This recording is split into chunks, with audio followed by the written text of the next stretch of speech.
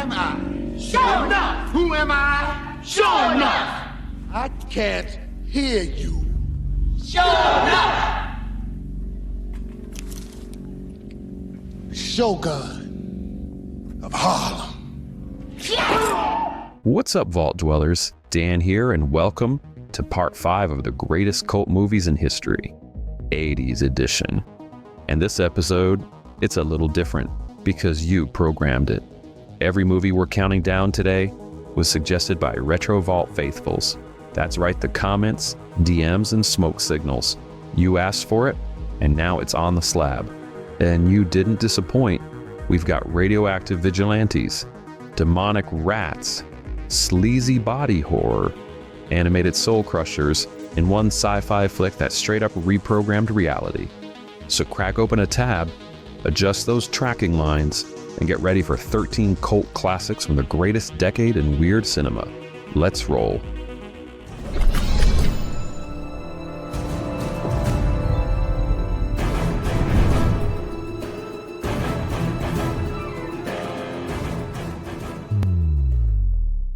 It's over! It's finished!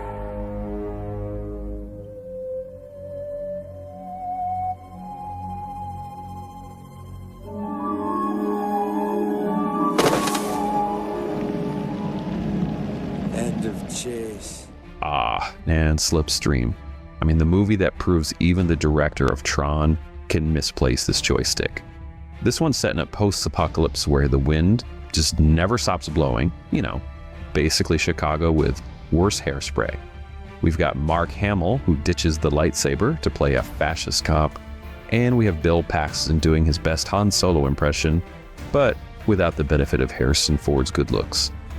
The big gimmick? Well, everyone flies around in hang gliders that look like they were bought on clearance at Sears.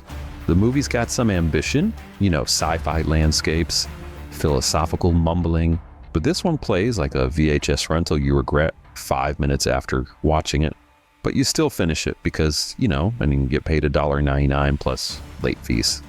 Cult fans just love this one for the weird casting, bizarre tone, and the fact that it feels like Mad Max, who had a baby with the Weather Channel. Slipstream didn't just slip through theaters, it crashed into the cult bin head first. If he has really done something, we'll bring him here. There's no need for this. But how do we know? This is all you need to know. Why did you do it? Because I loved you. Listen, please let me go and I won't tell anyone you're crazy, I swear. Hold still while I heal you. I'm an old woman with arthritis. Before Scary Movie, and before Scream got meta, there was Student Bodies. The slasher parody, so cheap, it makes Airplane look like Lawrence of Arabia. Our villain, the Breather, he offs kids with paper clips, chalkboard erasers, and even a horse head bookend. So forget Jason's machete, this guy raids an Office Depot. This one's loaded with deadpan jokes. Like Valverde.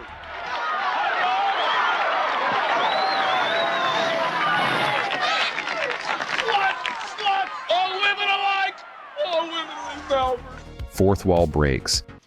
Since this film has none of those, and since research has proven that R-rated films are by far the most popular with the movie-going public, the producers of this motion picture have asked me to take this opportunity to say, fuck you. And a running death counter that pings on screen every time someone gets the axe. Or, I guess, the stapler. Whatever. At the time, audiences were a bit confused. I mean, was it horror? Was it comedy? Or was it just too much polyester? But on cable reruns, it became a cult classic for kids who loved Halloween, but also laughed at Mad Magazine. Is it scary? No, it's not. Is it funny? It's debatable. But is it pure 80s weirdness? Oh, absolutely. I mean, that's why it earns a spot right here. What makes your voice sound so funny? I'm disguising it, Schmack. How? By talking through a rubber chicken. I thought it sounded like you were speaking through a rubber chicken. Listen, I'm going to kill next at the football game. Click. Did you hang up? No, I just said click.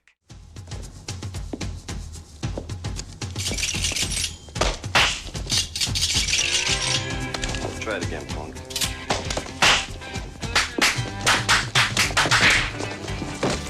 Streets of Fire, it's a rock and roll fable, which is just basically how he would speak for, we're making this up as we go along. All right, so Walter Hill, he cooks up this neon noir where rock stars, they get kidnapped, there's biker gangs that rule the night, and Michael Paré sulks his way through as the hero. From now on, either of you make any mistakes, I'm making you walk home. Walk? I'm not gonna walk around here. I'd get killed. You got it. What about you, McCoy? But, I mean, who really cares about him? This is all about William Dafoe, chewing scenery like he's on a steady diet of VHS tapes. Looks like I finally ran into someone that likes to play as rough as I do. Yeah, this must be your lucky night. And over time, the movie's stylish chaos, music video editing, and just unapologetic weirdness turned this into a cult VHS darling. It's part noir, part MTV, and just part feverish karaoke nightmare. And it couldn't be more 80s if it tried. I told your friend Cody I could get a lot of guns. Hey! Get out of my way! What the hell? What is this? You can't get away with this. You think you could ride into any town and kidnap anybody you want? Now get the hell out of town and leave these people alone. Move the block. Hey, I've got strings. I've been saving them. You do? Oh, sure. Red ones, blue ones, green, yellow. Pay attention. Go get all the string you can. Okay. That'll take all day. Good. Get going. If Disney was the kid singing choir practice, Don Bluth was the metalhead in the parking lot blasting Slayer. The Secret of NIMH took cute talking animals and just turned it into a gothic nightmare fuel. Sure. With Nicodemus out of the way, what's to stop us from taking over? Jenner, you can't kill Nicodemus. No taste for blood, huh? God, I love that movie. Mrs. Brisby, she's a timid field mouse, and she teams up with genetically juiced up rats to save her sick kid, Timothy. You weren't so bad yourself. Hey, we make a pretty good team. Oh, here, you dropped this back there. Nobody messes with old Jeremy, boy. Nobody. That's it. Timmy's medicine. Oh, thank you. And along the way, we get some sword fights, some strange sorcery, and an owl scarier than half of the movie Poltergeist.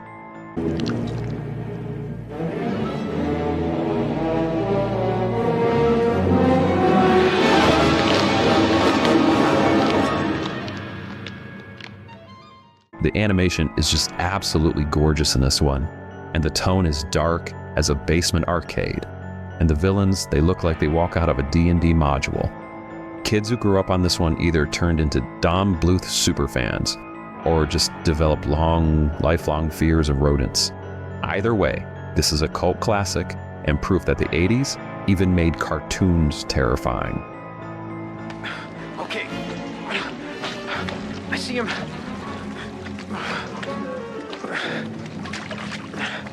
Nicodemus. Oh, no. No.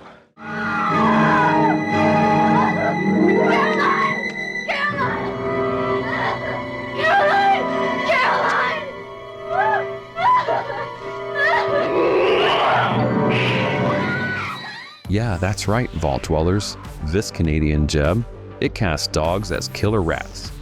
Because somebody at the studio said, hey, let's just throw some fake teeth on wiener dogs and we'll call it horror. And you know what? I'm so glad they did.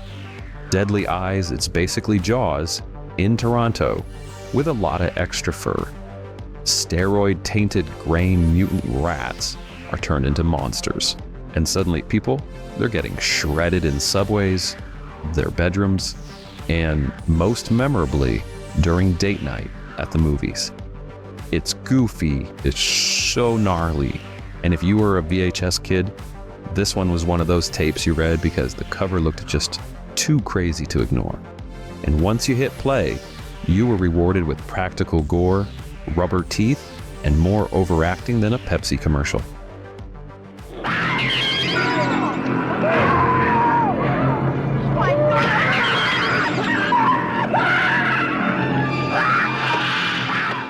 Who do you to fight then?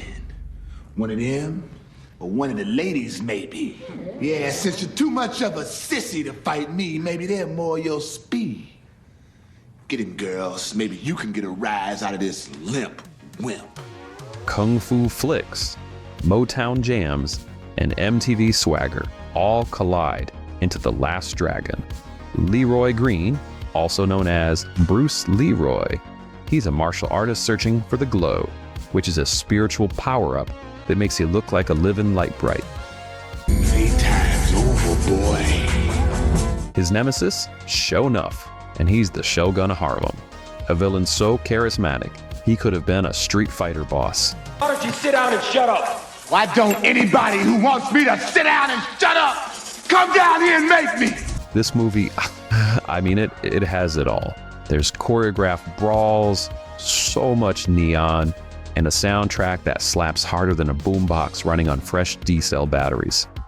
Vanity co-stars, just because, you know, the 80s demanded it, and every frame is just dripping in camp glory.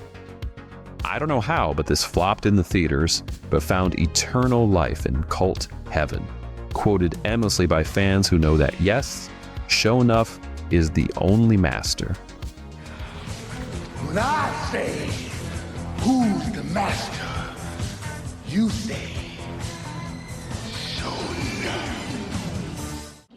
Yeah, I'll check at the factory and get back to you. I wish you'd take a walk. Larry Cohen was the king of making something out of nothing, and Q might be his crowning achievement. All right, let's try and imagine the pitch. Giant winged serpents terrorize New York, and there's an Aztec death cult, and David Carradine shows up. And somehow, this one got greenlit. The monster is a pure stop-motion B-movie delight, flapping between skyscrapers while New Yorkers just barely look up from their hot dogs. Michael Moriarty, yeah, he's clearly acting in his own private jazz improv movie and just steals every scene. And while the effects are so wobbly, the ambition is enormous. It's part monster movie, part gritty cop drama, and part coke dream. Only in the 80s could you get away with that combo and still walk out with a cult classic. Everybody stay right where you are, all right? Don't move.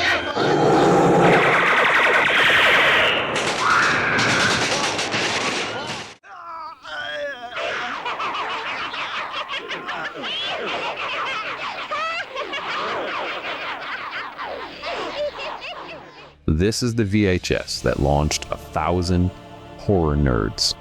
Evil Dead was made with, like, I guess, spare change and just 10 gallons of fake blood, and a kind of reckless energy only your 20s can buy. There's 5 kids who go into a cabin, they unleash some demons, and Bruce Campbell begins his journey to cult sainthood. The effects are just gloriously nasty. I mean, we're talking stop-motion corpses, melting faces, and trees that take Handsy to a new level. Rainey's camera zooms, his shakes, and screams right along with the cast. I mean, it makes the movie feel like a haunted carnival ride. It's gross, it's funny, it's so relentless, and it's one of the most important horror cult movies ever made. Chainsaws weren't trendy yet, but thanks to this, they would be. 4 of hearts, 8 of spades, 2 spades, jack of diamonds, jack of clubs. Why have you disturbed our sleep? Hey, who do you think you're pushing? What do you want? Stay away from me! Stay away from me! Help! Help! Help! This here is Trauma's crown jewel, the Toxic Avenger. And it's the cinematic equivalent of rummaging through a dumpster and finding gold spray-painted garbage. Poor Melvin is bullied, humiliated. Melvin, I want to do it with you. Do it? Do it. Do what? Do it, Melvin, do it. Do it? Okay. And then mutated into Toxie. He's a mop-wielding, deformed hero who cleans up crime in Traumaville one squishy head crush at a time. I mean, the movie's gross and it's offensive and just hilariously cheap. And that's the total point of the whole thing. This is Grindhouse with a sense of humor. You know, splattering limbs across the scene like a Nickelodeon slime just gone evil. Toxie became a cult mascot. He's spawned sequels, a cartoon, he's got action figures. I think he's got a new movie coming out because apparently mutant vigilantes were just kid-friendly in the 80s. It's trash cinema with a mop-shaped heart. No sticky, no washy.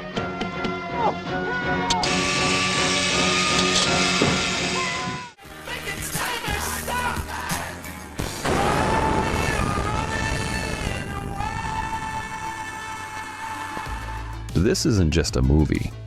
It's something that I donated millions of brain cells to in the 80s. The Wall takes Pink Floyd's concept album and turns it into a surreal descent into depression, madness, and rockstar alienation. The animation in this one, it's just unforgettable.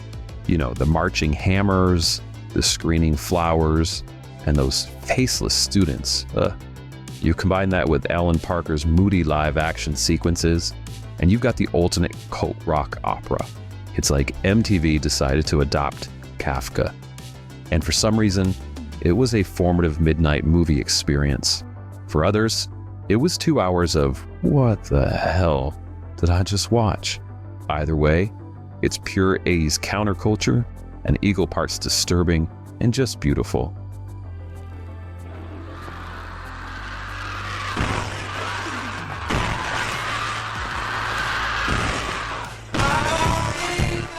Of course he's dead. The dosage was too large. You killed him. No, I did not. I gave him life. Re-Animator, it's what happens when you take H.P. Lovecraft, add some 80s gore special effects, and then let Jeffrey Combs just go absolutely feral on the thing. Combs plays Herbert West, and he's a mad scientist who's obsessed with conquering death via glowing green goo. The movie is just gleefully grotesque. You know, it's got reanimated corpses, some exploding organs, and one of the most infamous head scenes that'll make you rethink anatomy forever. The mix of gore and pitch black humor, it made it a midnight staple. I mean, this is so over the top, it's insane, and it's one of the crown jewels of all 80s cult horror. In a decade full of gore, Re-Animator still manages to shock. What happened here? Hill took my serum, my notes, everything. Herbert, you're insane! Now what happened here? I had to kill him!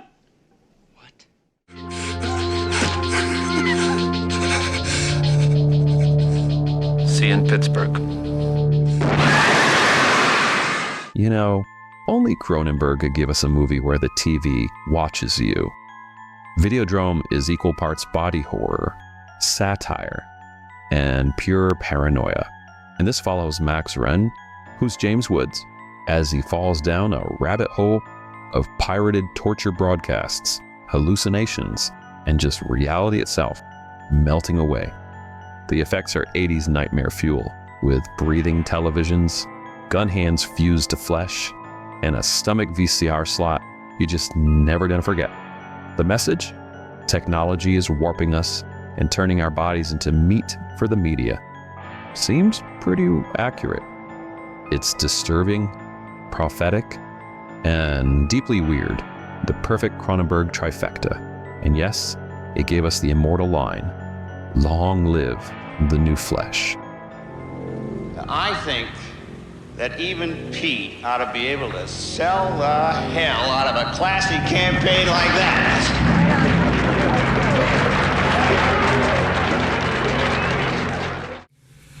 I don't want to go. Go where? For a ride. A ride. Hell, that's a good idea. Okay, let's go. You know, leave it to David Lynch to remind us that behind every white picket fence is something rotten. Blue Velvet, it's a nightmare where a clean-cut kid stumbles into a world of sadism, corruption, and Dennis Hopper huffing nitrous and screaming, "Mommy." It's equal parts disturbing and hilarious, and it's a mix only Lynch could cook up. Isabella Rossellini is devastating, Hopper is terrifying, and every frame feels like suburbia's darkest secret spilled across a VHS tape. This bombed mainstream, but became the midnight movie gospel for anyone who realized the 80s, it wasn't all just leg warmers and mixtapes. It's a cult masterpiece, and the perfect #1. Here today, gone tomorrow.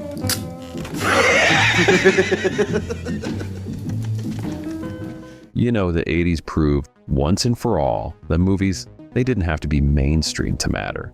They just had to be weird enough to survive a million VHS rentals. And big thanks to everyone who dropped suggestions for this list. You made part 5, one for the record books. So why don't you keep them coming?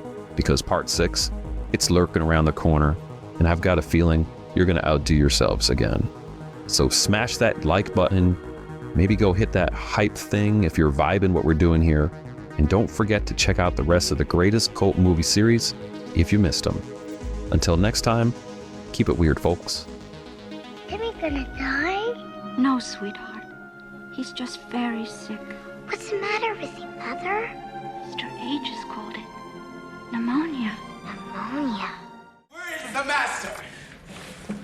I want to see him now! Please, please, please, there is no master! You lie! No, it's true! We made him up to sell more fortune cookies. Tell him! It's true, please.